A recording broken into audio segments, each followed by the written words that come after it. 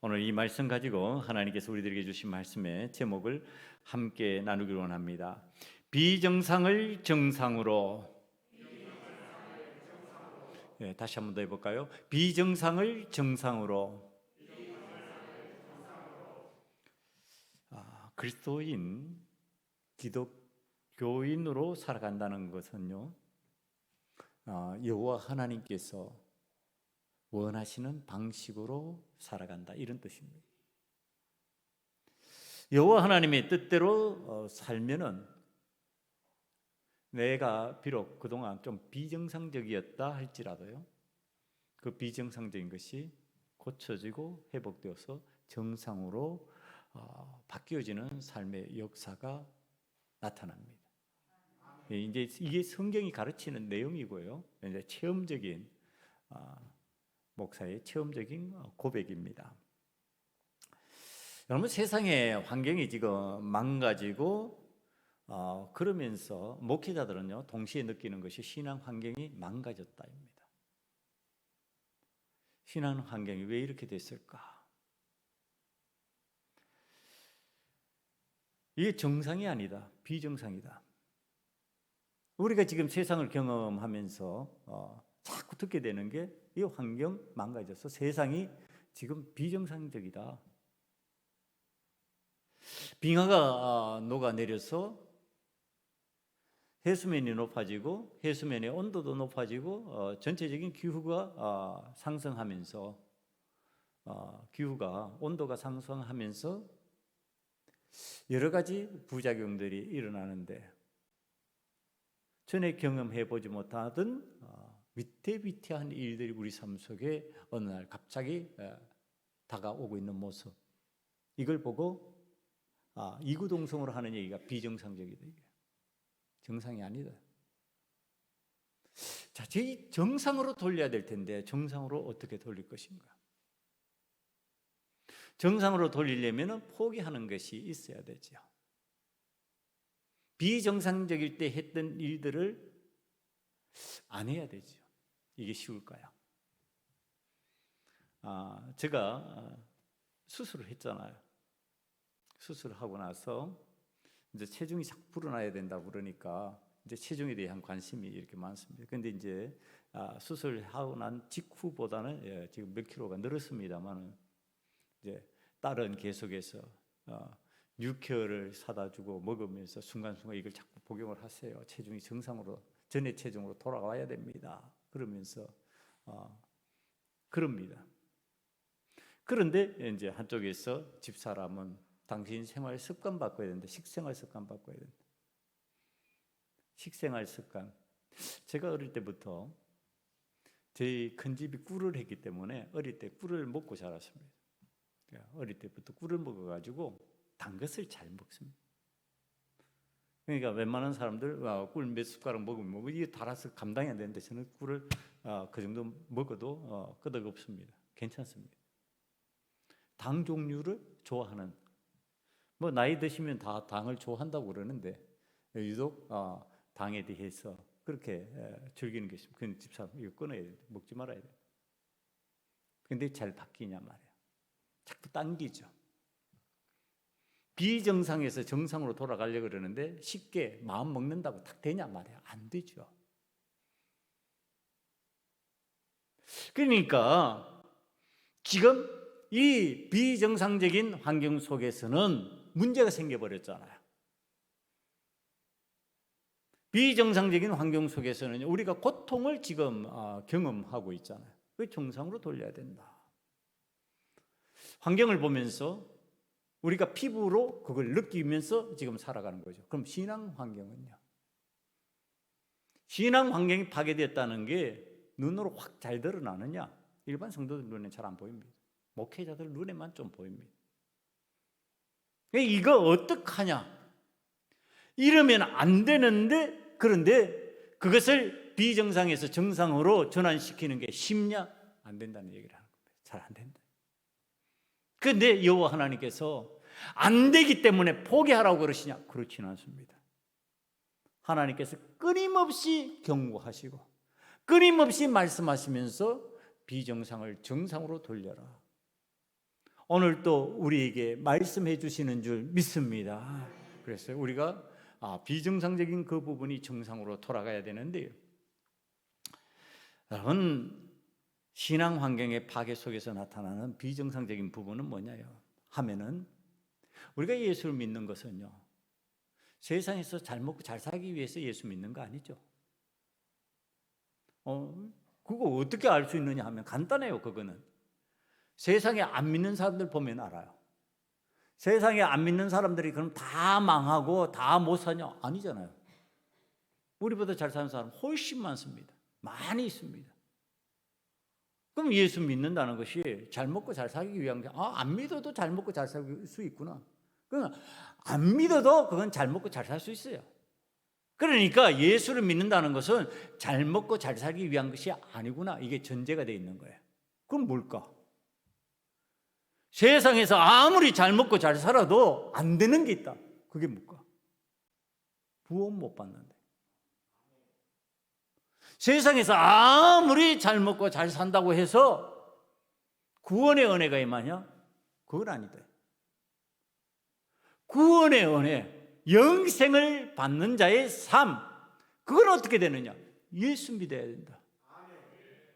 예수 믿으면 영생을 얻고 구원받고 하나님의 자녀로 살아갈 수 있다.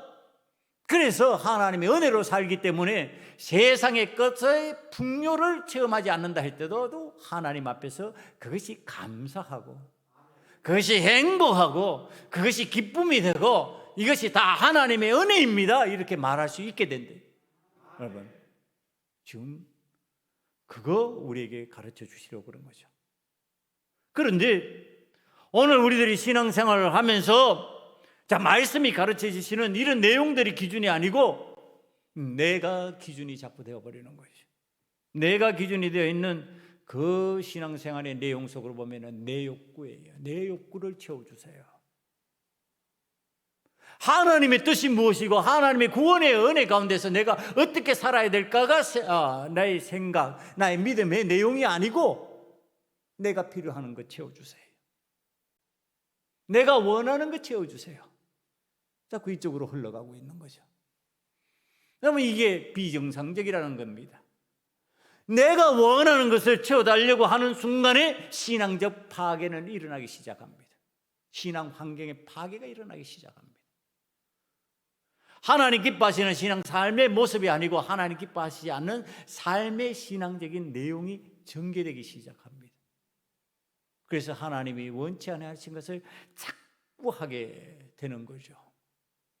그럼 그 중에서 우리가 탁기의 마음에 늘 기도하면서 제가 되새기고 하는 것 중에 하나가 신앙생활 하면서 이거 좀 잘하자 그러면서 하나님 앞에 신앙의 정상화를 위해서 반드시 필요한 거, 그게 하나님 앞에 감사함입니다.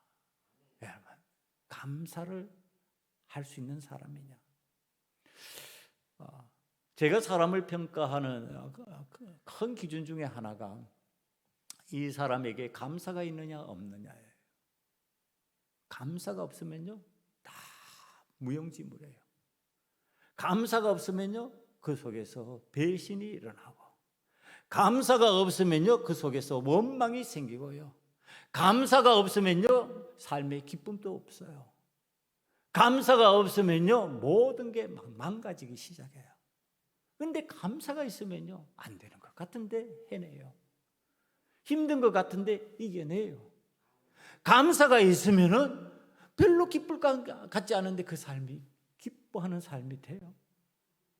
그래서 자기 감사라는 것이 정상과 비정상을 가르는 기준점 중에 하나구나 생각을 하는데요. 이게 어떤 게 정상인지 우리 한번 말씀을 통해서 살펴보면 알 수 있는 내용이지만 세상 가운데서도 알 수 있는 내용이 있다. 그래서 제가 이 자료를 찾아보다가 보니까요, 이 이야기가 있었어요. 감사할 때 오는 행복이 정상적인 삶의 모습이다. 여기에서 그가 다시 일어난다. 여기에서 서로가 기쁨을 느낀다. 이런 느낌을 주는 이야기였습니다. 1981년 오픈한 국수집이에요. 40년 넘었죠. 1981년이니까. 이 가게는 구수한 멸치 육수를 연탄불로 끓여내는 방식으로 유명하여서 수요 미식회에도 등장한 적이 있는 가게입니다. 제가 우리 교인분들하고도 국수 먹으러 갔던 곳이 있는데 그곳은 아니에요. 그곳 아니고 지금 이 국수집은요 용산에 있는 국수집이에요. 그래서 대통령이 왔다 그래가지고 더 유명하게 알려진 국수집인데 이게 어떤 일이 있었냐면은 IMF 외환 위기 당시에요. 1998년 노숙자처럼 보이는 어떤 남루한 옷을 걸친 남자가 가게 속으로 들어왔어요. 여기 보면은 표시가 나잖아요, 좀. 그래서 가게 주인이 이렇게 보는데 그분이 국수 한 그릇 시켜가지고 커피 먹습니다. 그러니까 양이 부족한 느낌이 드는 거예요. 그러니까 이 주인 아주머니가 한 그릇을 커피 더 말아가지고 갖다 줬어요. 청하지도 않았는데. 그러니까 국수 두 그릇을 말아 먹었어요. 한 그릇에 2,000원인데 4,000원이잖아요. 그럼 돈을 계산해야 되는데 다 먹고 일어난 그 남자가 일어나서 문을 열고 도망을 가는 거예요. 그러니까 뒤에서 가게 여주인이 그것을 바라보면서 하는 소리예요. 그냥 가, 뛰지 말고 다쳐요. 그러니까 잡을 의사가 없는 겁니다. 당신한테 돈 받을 생각 없으니까 천천히 걸어가라고. 자, 그런데 이 국수집이 10년 뒤에 방송을 통해서 알려졌습니다. 그때 국수 두 그릇을 먹고 도망갔던 그 남자가 그 방송을 보았습니다. 그 다음에 감사 편지를 띄웠습니다. 당시 그 남성은 사기를 당해서 전 재산을 잃고 가족과도 함께 생활할 수 없는 가족을 잃은 상황이었습니다. 그는 용산역 앞을 배회하면서 식당에 끼니를 구걸했습니다. 찾아가는 식당마다 노숙자인 것을 알고 내쫓자 기름을 뿌려가지고 불을 지르고 말겠다라는 생각을 가지고 있었다고 합니다. 그렇게 마지막으로 찾았던 가게가 그 여주인의 국수집이었습니다. 그는 이제는 그 배할머니에게 주인 할머니는 세상을 원망하던 나에게 삶의 희망과 용기를 준 분이라고 했습니다. 이 사연으로 더 유명세를 타자 배할머니는 당시 언론과의 인터뷰에서 이렇게 말합니다. 배고픈 사람에게 국수 몇 그릇을 말아준 것 가지고 가분한 찬사를 받았다며 나를 잊지 않고 기억해 준 것만으로도 고맙고 감사한 일이다. 여러분, 우리가 일상에서 쉽게 놓칠 수 있는 부분이에요. 그건 뭐냐면은 그 사람이 먹은 거는 4,000원어치 국수 두 그릇이에요. 뭐 그 정도 가지고 여러분 먹은 입장에서 그렇게 말할 수 있다는 거예요. 4,000원 정도 가지고 그렇게 표현할 수 있다는 겁니다. 여러분 일상생활에서요. 이게 이제 우리들이 잘못하면 쉽게 놓칠 수 있는 부분이에요. 4,000원 별거 아니잖아요. 그 별것 아닌 것 가지고 그러면은 이제 감사가 없는 거죠. 그럴 수도 있지 뭐. 내 형편이 힘든데 내 형편이 어려운데 그까짓 것 가지고 그것 가지고 대단한 거라고 이러면은 감사가 안 나오는 겁니다. 그래도 고마웠습니다. 그래도 당신이 그 두 그릇을 말아주고 나를 뛰어가지 말라고 그냥 천천히 가라고 다친다고 나 돈 받을 생각 없다고 그렇게 표현하는 것이 감사했습니다. 이렇게 되는 거죠. 그런데 그 감사를 받은 할머니 입장에서는요 그렇게 기억하고 감사해 주니 감사하다. 여러분, 이거죠. 뭐 자기가 했으니까 당연히 감사할 수 있지 이렇게 말해 버리면은 그냥 그렇게 넘어갈 일이에요. 그건 감사가 아니지요. 그런데 그 마음 알아준 것 감사하게 생각하는 그 마음, 여러분, 여기에 정상적인 인간의 모습이 보이지 않나요?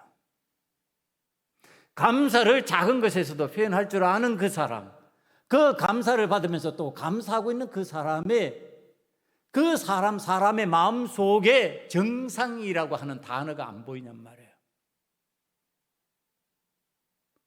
그 별것 없다고 무시하고 넘어갔다면은 감사할 일이 아닐 수 있겠죠.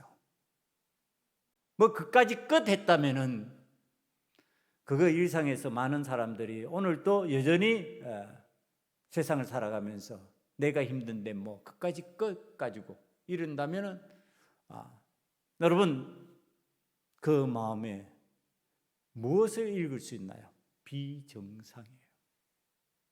병들었다는 얘기를 하는 겁니다. 여러분, 우리들이 이 세상을 살아가면서 감사가 없는 삶을 살았을 때 우리 삶에 나타나는 현상, 정세가 뭐냐면 병이에요. 그게 비정상이 일으키는 병, 비정상적인 삶에서 일어나는 환경적인 요인들, 모습들, 내용들 찾아 들어가면 그게 병이 되어버리는 거죠. 감사하는 자는 건강한 거죠.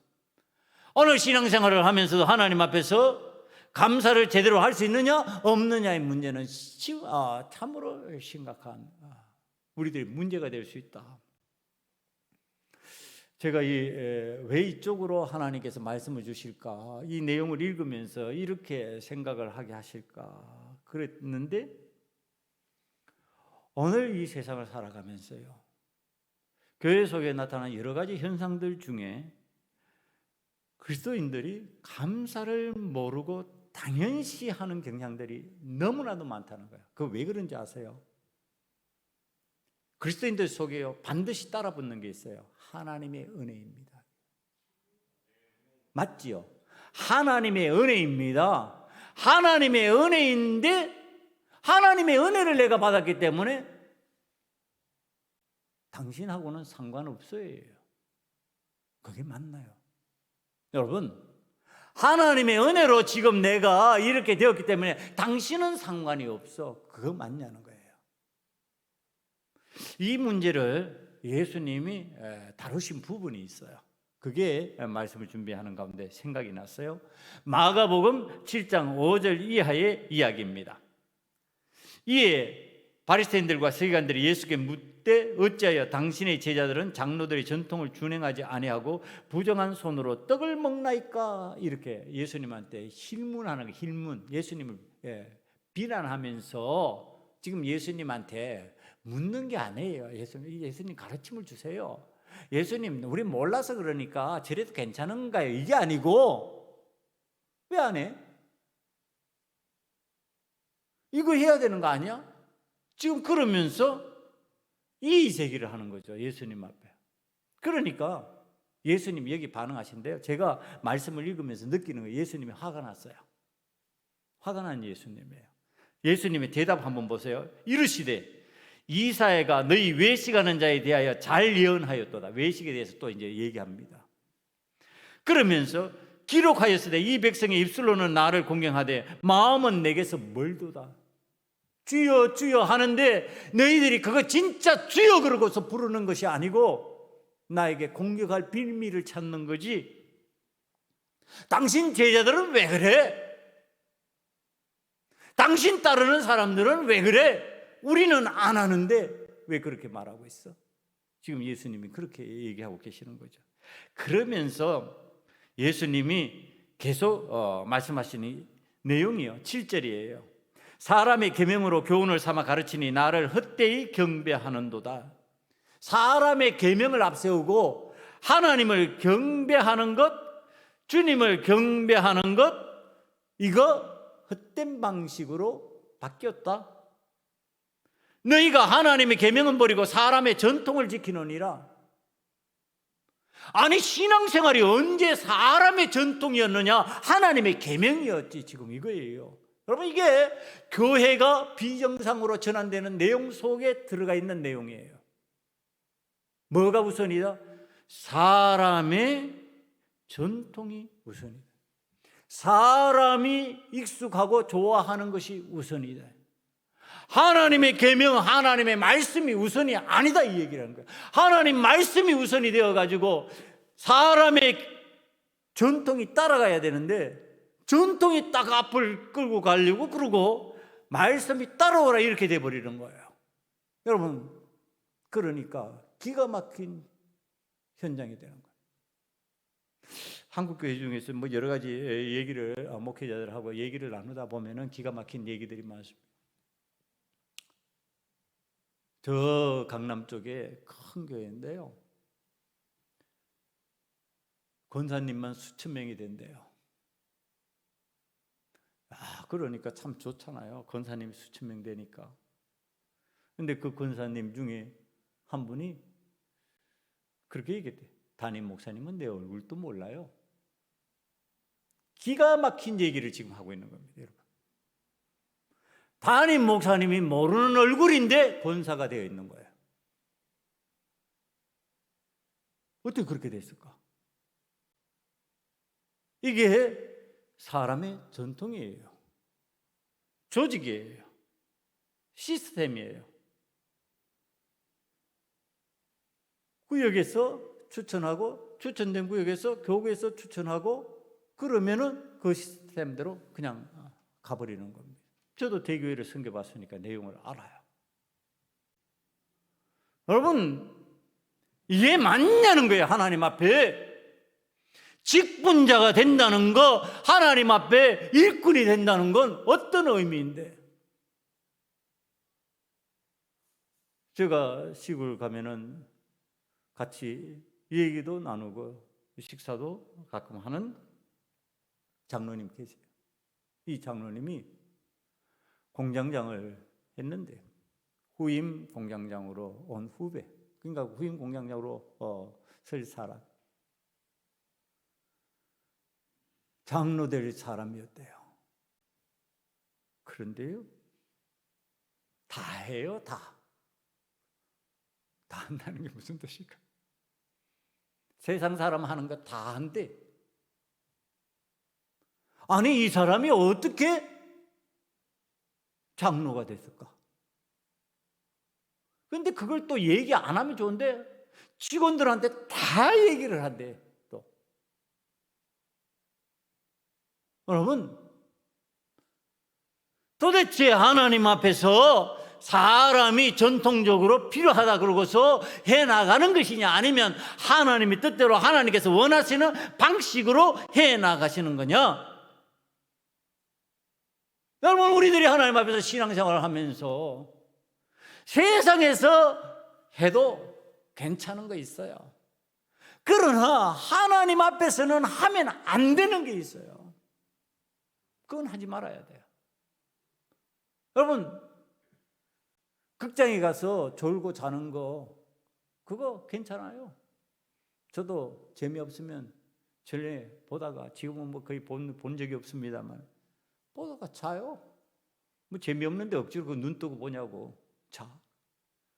그러나 하나님 앞에 예배 드리는 것은 아무리 재미가 없고 아무리 내 마음에 안 들어도요, 하나님 앞에서 자면 안 돼. 졸면 안 돼. 그거는 있을 수 없는 일이에요. 왜? 하나님 앞에 예배 드리는 순간이기 때문에 그래요. 하나님이 보고 계시잖아요. 하나님이 안 보신다고 생각하면 믿지 말아야지. 하나님이 보신다고 생각하면 믿어야지.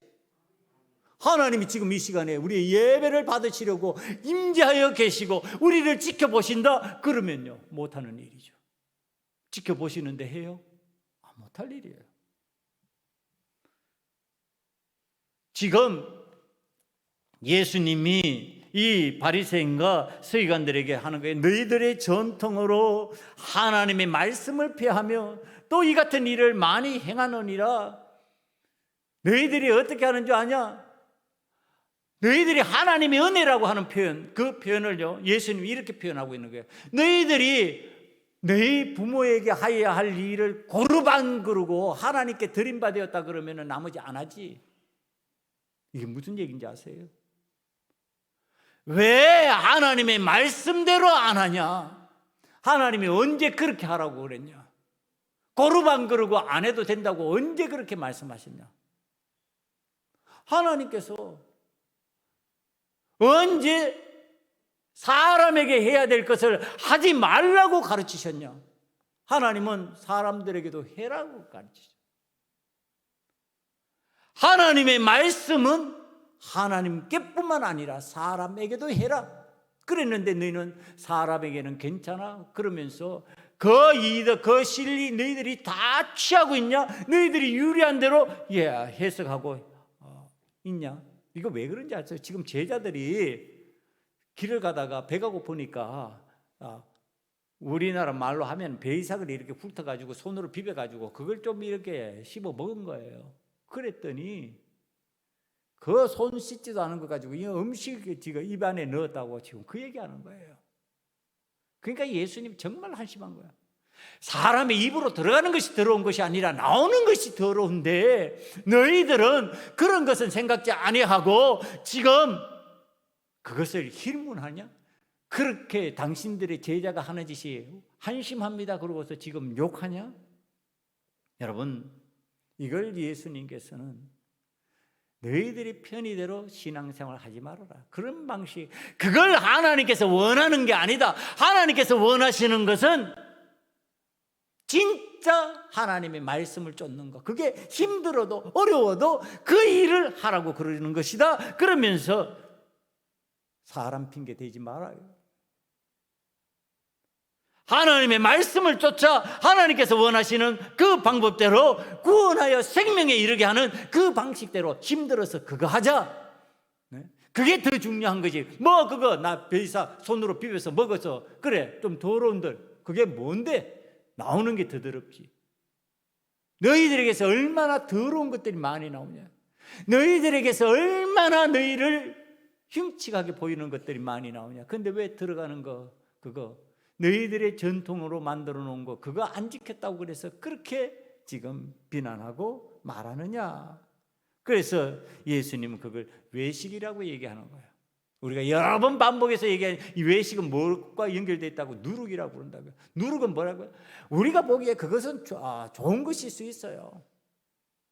누룩이 뭐 우리에게 소화 기능을 더 좋게 만들 수도 있어요. 그런데 그 부드러움이 하나님의 뜻에, 하나님의 말씀에 딱딱함에 견주었을 때 내 편의를 얘기하는 거예요. 내가 편하면 그거 해버리는 거야. 내게 좀 더 쉽거든요. 내게 잘 들어오거든요. 하나님의 말씀대로 하려고 그러면 딱딱하다니까, 힘들다니까. 그리고 부동의가 자꾸 되는 거예요. 동의가 안 되는 거예요. 그거 힘들어요. 고개 자꾸 흔들고 싶어져요. 그런데 내가 익숙한 방식으로 하면 쉽게 고개를 끄덕여져요. 여러분, 이거 예수님이 지금 막고 계시는 거예요. 그런 방식으로 신앙생활 하지 마라. 힘들어도 어려워도 하나님께서 원하시는 말씀대로 해야 된다. 지금 그거 가르쳐 주신 거거든요. 지금 예수님이 말씀하시는 이 방식으로 하는 정상으로 돌아가려고 할 때 우리의 삶의 환경에서도요, 쉬울까요? 쉬울 것 같아요? 여러분, 지금 비정상적인 이 환경 속에서, 이 지금 세상이 돌아가는 환경 속에서 정상으로 돌아가려고 하면 쉬울까요? 아니, 사람의 이기심 때문에 포기해야 될 것을 포기 못한다니까요. 탄소 줄이는 거 이거 합의 잘 못한다니까요. 합의하고 지키는 거 잘 안 된다는. 그럼 자꾸 또 온도는 올라가죠. 그러면은 환경은 점점 무서운 환경으로 변해져서 여러분이 하나같이 성경학자들이 얘기하는 거, 미래는 불의 심판일 것이다, 다 얘기하는 거예요. 목회자들이 얘기하는 거, 불의 심판일 것이다. 불의 심판, 데워져요. 점점 데워지는 상황이 되는 거예요. 그리로 가고 있는데도 그거 못 멈춰. 그거 멈춰야 되는데 안 멈춰. 여러분, 편하지요? 비닐 쓰면은.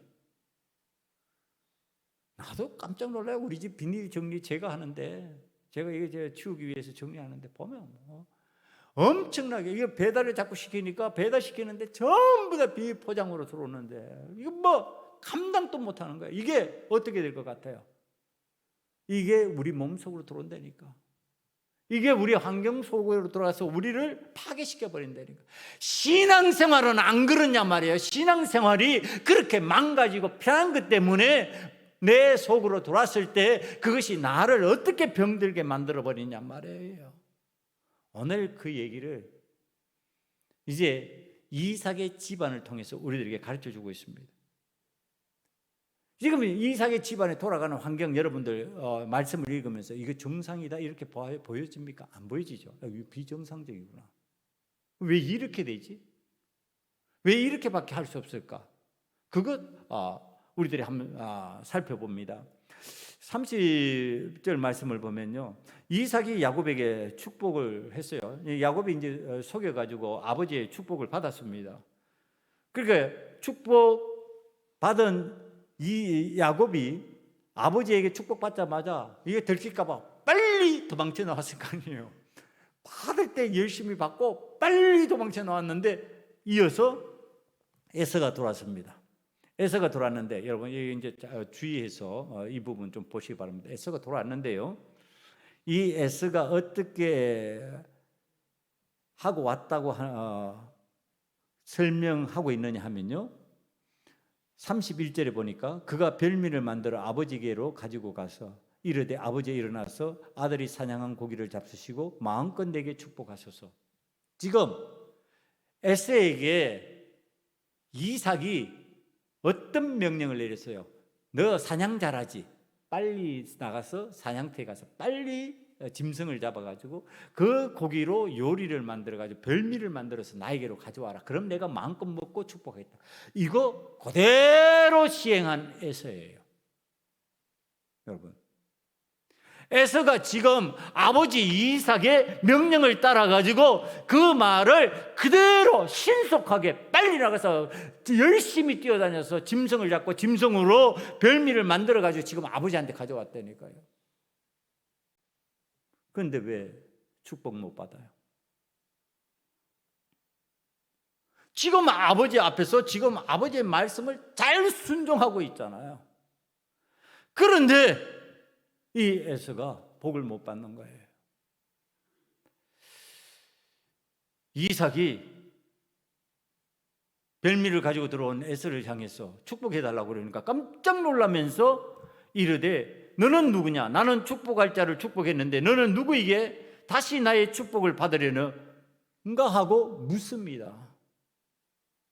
그때 이 에서가 말합니다. 맏아들입니다. 당연한 거예요. 맏아들이니까 당연하게 복을 받아야 되고, 내가 아버지 앞에서 지금 아버지의 명령을 따라서 잘 시행을 했으니까 지금 아버지가 약속한 복 저에게 축복해 주셔야 됩니다.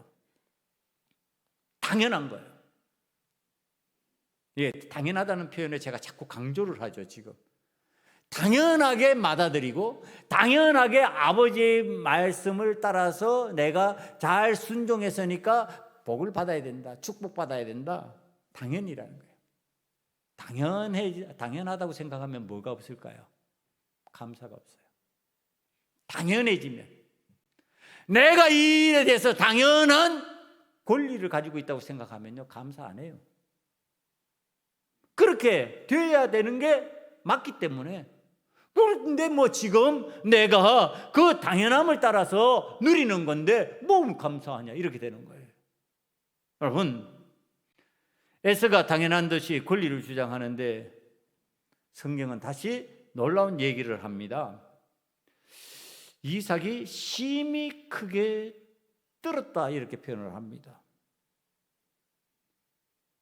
33절을 한번 보세요. 이삭이 심히 크게 떨며 이르되, 심히 크게 떨어요. 지금 에서는 당연히 축복해 주시옵소서, 나는 아버지의 말씀을 따라서 했고 아버지의 말을 따라가지고 내가 다 움직였으니까 당연히 나는 축복받을 수 있는 사람입니다. 그런데 그럼 이삭도 당연하지 그래야 되는데 당연하다고 못 그러고 떨고 있어요. 여러분, 이 떨었다고 하는 내용을 가지고 이해하는 방식이에요. 왜 떨었을까? 당연히 그렇게 생각하면 당연히 이삭도 그렇게 반응하고 그래? 그럼 네가 진짜 축복받아야 될 에서로구만. 그리고 다시 확인하고 이전 축복은 무효. 그리고 이 에서가 진짜 장자니까 이 장자 에서가 복을 받아야지. 그리고 내 말에 잘 순종했으니까 너가 복을 받는 게 맞아. 그러고서 고치면 되지. 물리면 되죠. 왜 못 물린다고 그럴까요? 왜 깜짝 놀라고 왜 못 물린다고 그럴까요? 여러분, 그건 리브가도 기억하고 있던 25장 23절의 말씀 때문에 그렇습니다. 25장 23절을 보면요, 뭐라고 얘기를 하고 있나요? 여호와께서 그에게 이르시되 두 국민이 내 태중에 있구나. 두 민족이 내 복중에서 나누이리라. 이 족속이 저 족보다 강했고 큰 자가 어린 자를 섬기리라 하셨더라. 뭐가 기억난 거예요? 하나님의 말씀이 기억나서요. 자, 사람은 당연하다고 생각했는데 하나님이 당연하시지 않은 거예요, 이게. 여러분, 우리가 신앙생활을 하면서의 기준이에요. 신앙생활 할 때 잘못 기준으로 삼는 게 뭐냐 하면은 자꾸 사람이 기준이 되어가지고 당연하다고 말하고 있는 거예요. 누가 당연하다고 그래야 되는데? 여호와 하나님께서. 자, 여러분들은 그런데 하나님 앞에서 직접 계시받기 힘들잖아요. 다 직접 계시받아요. 기도하면 직통으로 그냥 하나님 계시해 주세요. 그럼 뭘로 가르치셔요? 말씀으로 가르치시는 거예요. 말씀해 주시는 거예요. 그럼 말씀이 당연한 거예요. 말씀이 기준이 돼야 되는 거예요. 그런데 말씀이 당연한 것이 아니고 지금 내가 생각하는 것이 당연하다고 생각하는 거예요. 그러니까 에서와 이삭은 달라지는 거죠. 아버지 이삭은 뭐가 기억났어요? 하나님의 말씀이 기억났어요. 그런데 에서는 내 생각이에요. 그러니까 내 생각이 당연한 거예요. 이제는 이삭은 하나님의 말씀이 당연한 것으로 바뀌었어요. 내 생각이 당연한 게 아니야. 그건 잘못된 거였어요. 비정상이에요. 그게 비정상이었던 거예요.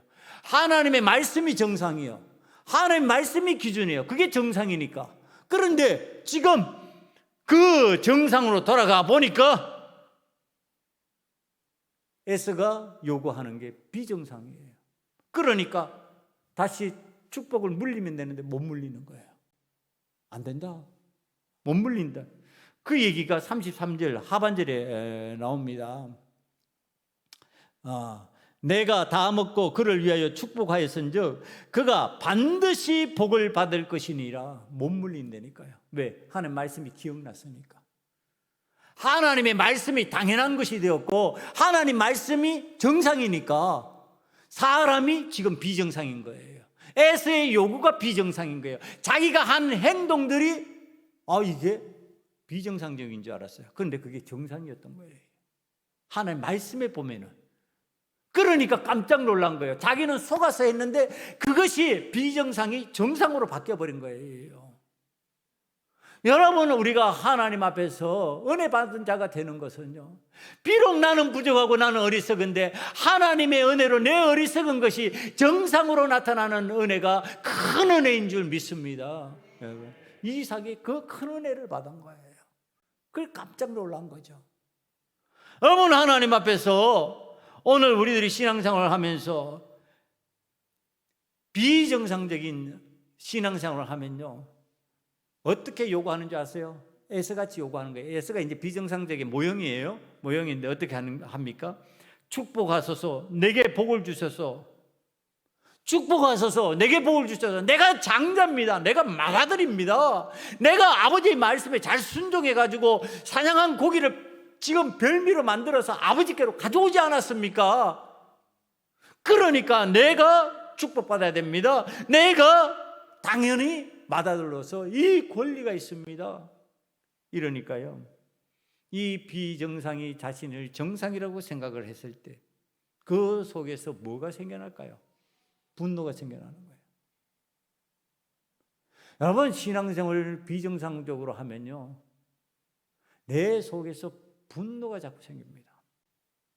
여러분, 신앙생활 하면서 내 마음속에서 분노가 생기는 사람들은 하나님 앞에서 비정상적이구나 하고서 자신을 진단하면 돼요. 신앙생활을 정상으로 하면요, 분노가 생기지 않아요. 하나님의 은혜로다 그럽니다. 하나님 앞에 감사합니다 그러지, 하나님 앞에서 분노가 생기지 않아요. 하나님 앞에서 지금 분노가 생기고 있다고 하는 거, 그것은 신앙생활 하는데 내 신앙생활 지금 잘못하고 있구나, 이 뜻이에요. 지금 에서가 분노가 생겼어요. 그러니까 이렇게 외칩니다. 야곱이라 함이 합당합니다. 그는 2번 나를 속여 먹었습니다. 2번이나 나를 속여서, 한 번은 장자를 팔고 오늘 이렇게 복을 축복받는 것을 대신 속여가지고 다 자기의 것으로 만들었습니다. 여러분, 비정상적인 구조로 가는 신앙인이 자신의 잘못을 회개할까요? 안 해요. 에서가 자신의 잘못이라고 회개하지 않습니다. 내 탓입니다. 내가 장자의 명분을 팔지 말아야 되는데 내가 장자의 명분을 팔았습니다. 그리고 내가 부모님을 기쁘시게 하는 방식이 내 방식대로 해서 해족 속의 아내들을 취하였는데 그거 하나님께서 기뻐하시는 방식이 아니었습니다. 회개합니다. 또 뭘 회개했을까요? 내가 찾아보니까요, 여호와 하나님 앞에 묻지 않은 것을 회개합니다.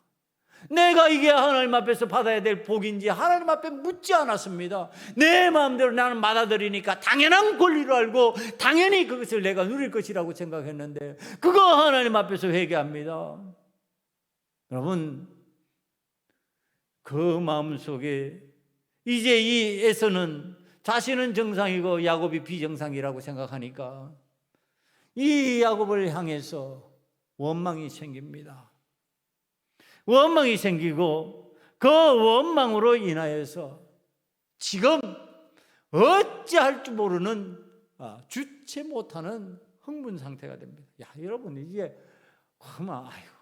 하나님이 뜻이 어디 있는지, 그러고서 이렇게 들어가야 되는데 그건 없어요. 없고 오직 자기 주장만 합니다. 뭐 합니까? 야곱이 복 다 받았습니까? 아버지, 그러면 남은 복이라도 있을 거 아닙니까? 남은 복 좀 주십시오. 그 남은 복 저한테 좀 빌어주세요. 제 비정상적인 신앙인들이 자꾸 하는 방식이에요. 찌꺼기 복이라도 좀 받아야 되겠습니다. 축복받아야 되겠습니다. 그러니까 여러분, 성경이 참 표현을 하는데 제가 이 부분을 보면서 참 이렇게 실소가 나왔어요. 웃음이 나와서, 야, 뭐 이게 무슨 복이냐? 그 한번 여러분들 한번 보세요. 지금 그 아버지 이삭이 에서가 자꾸 축복해 주세요, 복 주세요 그러면서 요구하니까 주는 축복이에요. 내 주소는 땅의 기름짐에서 멀고 내리는 하늘 이슬에서 멀 것이며 너는 칼을 믿고 생활하겠고 내 아우를 섬길 것이며 내가 매임을 벗을 때에는 그 멍에를 내 목에서 떨쳐 버리리라. 여러분, 이거 축복 같습니까? 이거 읽으면서 야, 에서 복 받았다 이러고 이런 마음 듭니까? 이거 축복 아니에요, 여러분. 정말 이걸 뭐 복이라고 에서가 기뻐할 이유가 없는 내용이에요. 그런데 자꾸 복 달라고 축복해 달라고 그러니까 아버지 이삭이 마지못해서 한 말이 야곱의 복을 보완하는 축복을 하는 거예요. 야곱의 복을 충족시키는 축복을 하는 거예요. 그러니까 이거 주체가 에서가 아니에요, 야곱이에요. 이게. 야곱이 에서의 주가 되고, 그리고 에서는 그를 위해서 변방으로 밀려나는 사람이 되어버리는 거예요.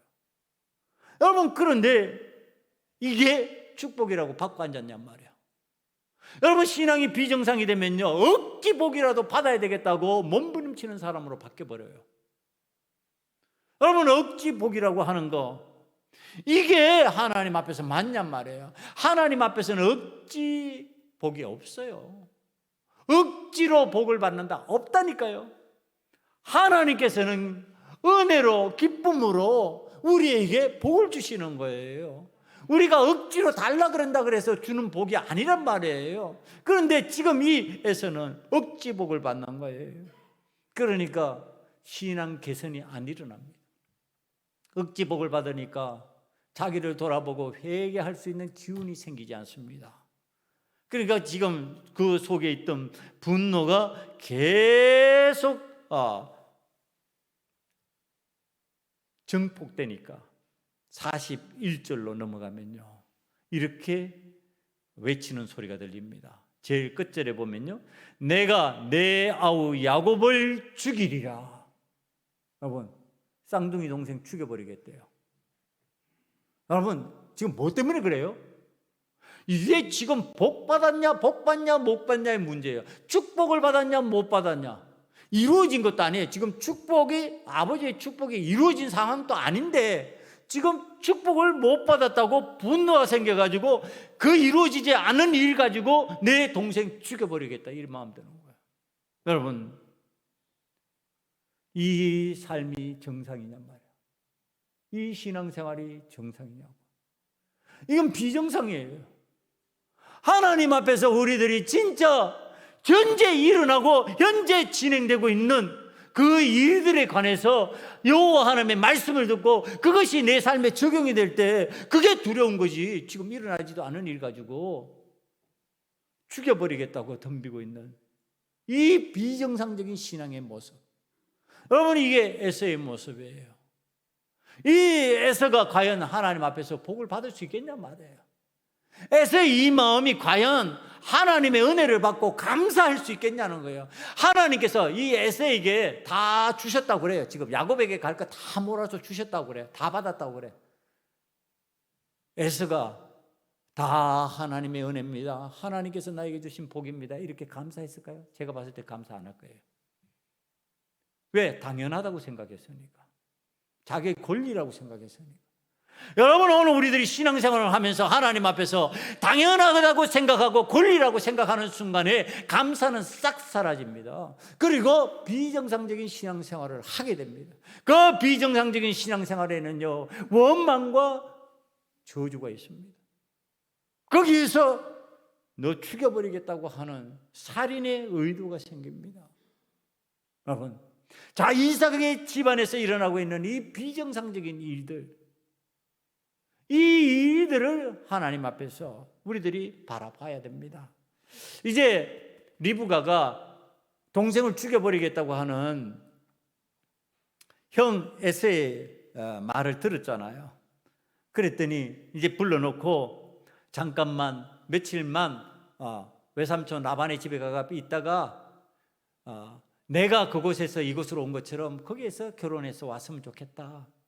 이곳 헷 족속의 여자들을 아내로 취하지 말아라. 그러고 보내는 일을 해야 합니다. 여러분, 자, 이게 능사일까요? 이게 과연 하나님 앞에서 하나님의 뜻을 묻고 진행한 일일까? 여전히 내 생각대로, 내 판단대로, 전에 우리 집안이 이랬으니까 나는 이렇게 하는 게 맞다라고 생각하는 방식일까요? 여러분, 오늘 우리들이 신앙생활을 하면서 지금 여전히 이 리브가가 선택하는 일은 그 집에서 정상적으로 해왔던 일들이면 맞습니다. 그러나 하나님 앞에 그 내용을 묻고 있다고 하는 것은 성경이 가르쳐주고 있잖아요. 하나님 앞에 물어야 되는데 내가 아무리 이것이 옳은 일이라 생각해도, 정상적인 일이라 생각해도 여전히 하나님한테 물어야 되는데 그거 묻지 않은 거예요. 그러니까 며칠이라고 생각했던 일이 영영 이별이 돼버린 거예요. 영원한 이별이 돼버려요. 야곱이 영영 이별을 하는 순간이 돼버리는 거예요. 이게 수십 년 이별해서 다시 보지 못하는 상황이 돼버리는 그러한 모습으로 흘러가 버리는 거예요. 여러분, 며칠이 아니라니까요. 왜 이렇게 되어버렸을까? 왜 하나님께 여전히 묻지 않고 있을까? 그 다음에 왜 이 방식을 택했을까? 여러분, 지금 형제간에 이 내용이 있으면요, 불러서 얘기를 해야 될 거 아니에요. 좀 문제 생기면은 거의 얘기를 해줍니다. 얘기를 해줘도 안 들으면 그게 뭐 할 수 없죠. 이건데 불러다가 지금 얘기를 해줘야 될 거 아니냐 말이야. 이삭과 리브가가 저는 얘기를 해줘야 된다고 생각해요. 뭐라고? 두 아이가 뱃속에 있을 때, 태중에 있었을 때 심하게 다투니까 우리가 하나님 앞에 물었다. 그랬더니 하나님께서 이렇게 말씀하셨다. 그러면 되잖아요. 그러면은 하나님 앞에 원망할 수도 있겠죠. 그러나 하나님의 뜻인데 부모가 그것을 대신 짊어질 이유가 없잖아요. 하나님께서 그렇게 하시겠다는데. 그러고 나서 왜 그럴까? 너 한번 생각해 봐라.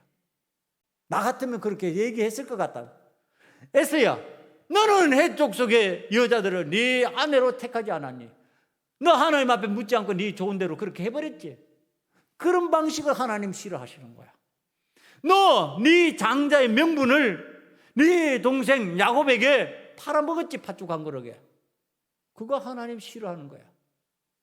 하나님께서 하나님 주신 고유한 너의 권리를 그렇게 쉽게 팔아넘기고 세상의 이익에 부합된다고 그렇게 네가 원하는 방식대로 쉽게 선택하는 거 하나님 좋아하시지 않은 거야.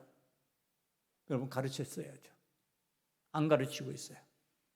성경을 찾아보면 그런 내용들이 없어요. 어느 우리들이 신앙생활을 하면서 우리 자녀들에게, 우리 가족들에게 과연 이런 말을 하느냐 말이에요.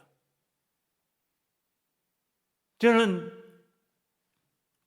손주를 이제 바라보면서 이게 염려가 되는 게, 다른 그래도 내가 데리고 교육을 시켰는데 이게 이제 내 손에서 하나 건너갔습니다. 내 영역대로, 내가 생각하는 영역대로 안 될 수 있어요. 자꾸 확인하는 거예요. 확인하는 거. 그랬더니 다행히도 그 7살 먹은 손주님이 얘기해요. 입에서. 나는 그리스도인이라고.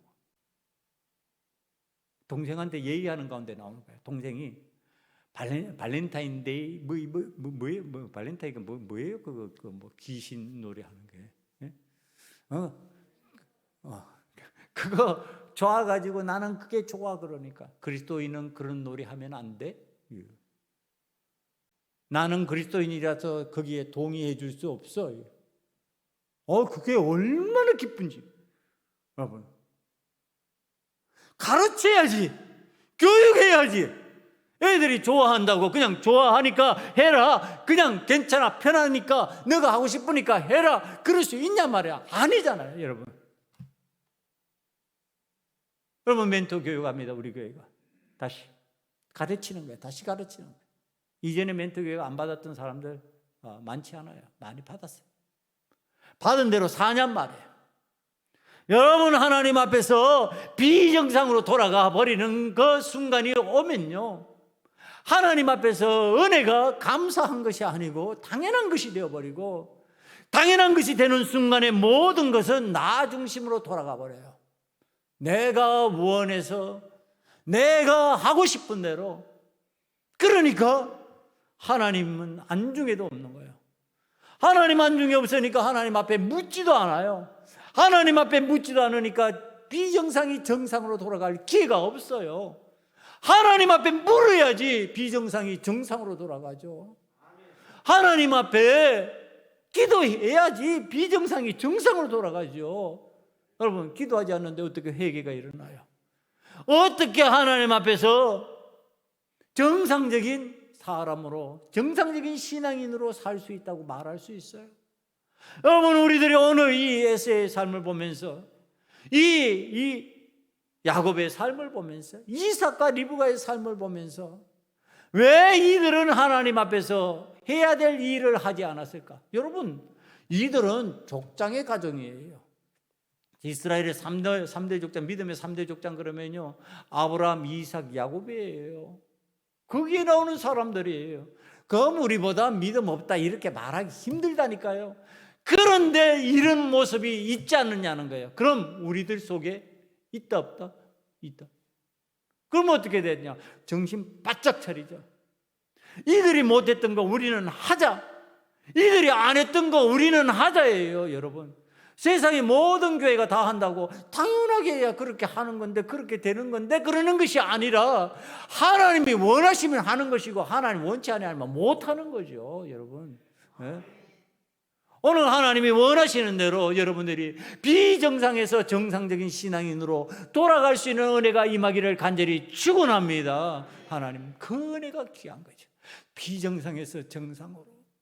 여러분, 제가 이 설교를 준비하면서 하나님 앞에 제가 제 속에 있는 비정상이 정상으로 돌아가게 해달라고. 하나님 원치 않으는가, 하나님 기뻐하시는가, 내가 기준이 아니라 하나님 말씀이 기준이 되게 해주시고, 하나님 말씀이 기준이 되어 나를 이끄실 때 내가 비정상이 정상이 됨으로 인하여서 입에서 자꾸 감사가 나오게 하시고 하나님의 은혜로다라고 표현할 수 있는 역사가 나타나게 해달라고. 여러분들에게도 동일한 은혜가 임하시기를 간절히 축원합니다. 기도하시겠습니다. 이 시간에 회개와 갱신을 통하여 우리의 비정상이 정상이 되게 만들어 주시고 복된 삶으로 나아가게 아버지 하나님의 영을 허락하여 주시옵소서. 정직한 신앙인으로 하나님의 말씀을 받고 곧이곧대로 전달할 수 있는 자가 되게 만들어 주시옵소서. 다 같이 통성으로 하나님 앞에 이 시간에 기도드립니다.